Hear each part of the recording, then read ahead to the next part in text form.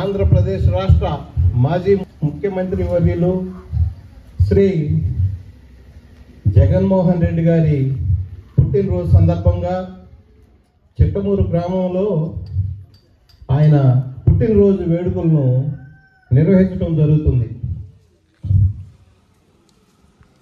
ప్రతి ఒక్కరూ తమ పుట్టినరోజుని జరుపుకుంటారు.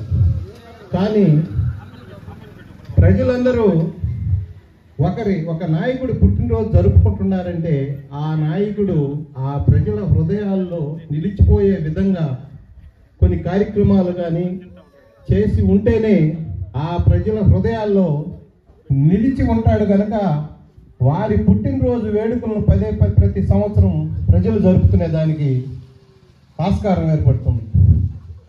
ఆ విధంగా జగన్ గారు మన రాష్ట్ర ప్రజల హృదయాల్లో శాశ్వతంగా నిలిచిపోయే విధంగా ఆయన గత 5 సంవత్సరాల ఆయన ప్రభుత్వంలో పేద ప్రజలకి అన్ని వారి ముంగిటికే వారి ఇంటికే పంపించే సంక్షేమ ఫలాల్ని వారి ఇంటికే అందించారు. పేద ప్రజలు వారి బిడ్డలు సంతోషంగా చదువుకునేదానికి వారికి ఆర్థికంగా కుటుంబం పోషించుకునేదానికి ఆర్థిక స్వావలంబన చేకూరే విధంగా ఆయన పరిపాలన సాగింది. ప్రజలెంతో ఆయన పరిపాలనలో ఎస్సీ ఎస్టీ బీసీ ముఖ్యంగా ప్రజలు చాలా సంతోషంగా ఉన్నారు.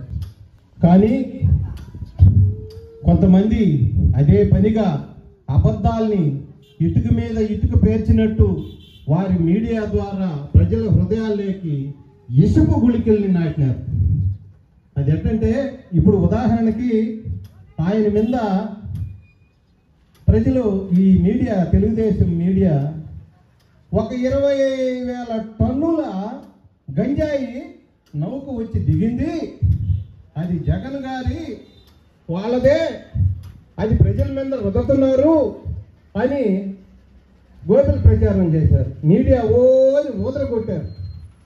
తీరా ఇప్పుడు చూస్తే 3 రోజుల క్రితం సిబిఐ దాన్ని ఏం చెప్పిందంటే ఎటువంటి గంజాయి మత్తు పదార్థాలు అసలు డంపింగ్ రాలేదు, ఇదంతా ఫేక్ న్యూస్ అని సిబిఐ వాళ్ళు తేల్చారు. నిజం నిగ్గుదేలింది. అదేవిధంగా రాష్ట్ర అప్పులు 13 లక్షల కోట్లు అనేదే పనిగా వాళ్ళ మీడియా వాళ్ళ కార్యకర్తలు ఒకే రోదన. చివరికి మొన్న బడ్జెట్లో తెలుగుదేశం పార్టీ బడ్జెట్లో ప్రభుత్వ బడ్జెట్లో లెక్కలు చూపించాల్సిన దాంట్లో మన అప్పులు ఎంత, మనకు రాబడి ఎంత, మనం ఎంత ఖర్చు చేస్తాం అనేది బడ్జెట్ అంటారు. ఆ బడ్జెట్లోనే మన అప్పుల్ని 6,25,000 కోట్లుగా చూపించడం జరిగింది. అంటే వీళ్ళు ఎంత అబద్ధాలాడి జగన్ గారి మీద ఎంత విష ప్రచారం చేశారనేది వాళ్ళే బడ్జెట్లో 6,25,000 కోట్లు చూపించినప్పుడే అర్థమైంది.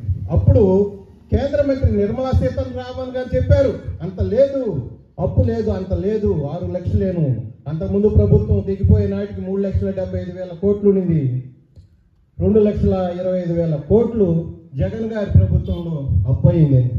జగన్ గారు 2,25,000 కోట్లైన పేద ప్రజలకి పంచిన సంక్షేమ ఫలాలే 3 లక్షల కోట్లు పంచున్నాడు. అది పేద ప్రజలకు అందింది. కానీ వాళ్ళు ఉత్త ప్రచారం చేసి జగన్ మీద ప్రజల హృదయాల్లోని తప్పుడు ప్రచారాలు చేసి వారిని తప్పుదారి పల్లించినారు. నీకు ఈరోజు మేము అమ్మ ఒడి ప్రజలు తీసుకొని పిల్లలు బడికి పోయి సంతోషంగా ఆ ఇంట్లో బిడ్డల్ని వారికి మంచి బట్టలు మంచి చదువు చెప్పించే దానికి ఆస్కారంగా ఆయన అమ్మఒడి ఇస్తుంటే మీరు ఆయన ఒక్కరికే ఇచ్చారు.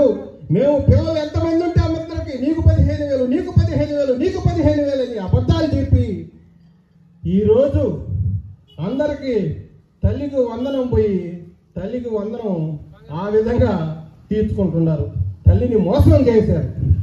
అన్ని ఫలాలు ఇయ్యాలకి చేయూత అయితేనే రైతులకి ఇచ్చే రైతు భరోసా అయితేనే అన్ని సంక్షేమ ఫలాలు ఎక్కడక్కడ ఆగిపోయి ఆపేసి ఎంత నిస్సిగ్గుగా కూడా జగన్ గారి నుంచి దుష్ప్రచారం ఇంకా చేస్తున్నారంటే వారి టెంపరితనాన్ని వాళ్ళు ప్రజలకు చేసే మోసాన్ని ప్రజలందరూ ఇప్పుడిప్పుడే అర్థం చేసుకుంటున్నారు. జగన్ గారి మీద ఉన్న మోసం, వాళ్ళు చేసిన మోసం ప్రజలకి అర్థమవుతా ఉంది. తొందరలోనే ఒక్కొక్క చినుకు, ఒక్కొక్క బొట్టు, ఒక్కొక్క కాలువ, ఒక్కొక్క నది ఈ సాగరానికి మహా వెలువైనట్టు ప్రజలు అర్థం చేసుకొని ఒక్కొక్కరుగా అర్థం చేసుకొని వచ్చి మిమ్మల్ని గంగలో సముద్రంలో కలపకపోతే మీ ప్రభుత్వాన్ని ఇదే ఈ రోజు నుంచే ప్రారంభిస్తున్న వైఎస్ఆర్ కార్యకర్తలం ఇప్పటి నుంచి మీరు చేసే మోసాల్ని ప్రజలందరికీ తీసుకెళ్ళి ప్రజలకు తెలిసి జన వాహినిలో మీరు కొట్టుకుపోతారని చెప్పి ఈ సందర్భంగా తెలియజేస్తున్నారు. అందువల్ల ప్రజలారా అర్థం చేసుకోండి, నిజమేది అబద్ధమేది నిజం. కావున ఈ సందర్భంగా జగన్ గారి జన్మదినానికి ఇచ్చేసిన మా గ్రామ వైఎస్ఆర్సీపీ కార్యకర్తలందరికీ నా ధన్యవాదాలు తెలుపుకుంటూ ఇంతటితో విరమిస్తున్నాను. జై జగన్, జై జగన్, జై జగన్.